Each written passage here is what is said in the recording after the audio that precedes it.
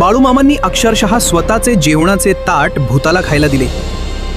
बाळूमामांनी का बरं आपले जेवणाचे ताट भूताला खायला दिले असेल? त्यामागचे कारण काय?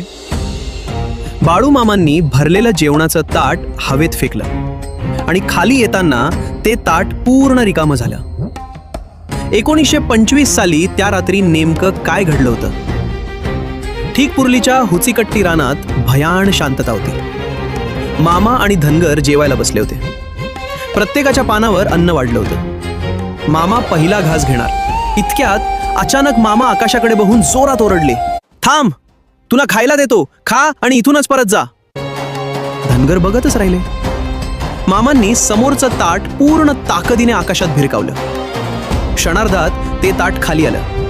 पण गंमत म्हणजे त्यात अन्नाचा एकही दाणा शिल्लक नव्हता. सगळे थरथर कापू लागले.